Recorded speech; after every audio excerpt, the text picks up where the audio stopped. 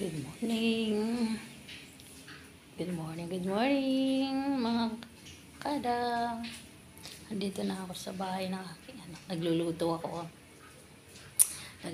ako ng bola-bola.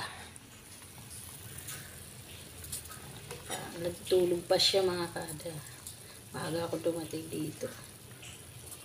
Salamat sa Diyos, hindi na umulan.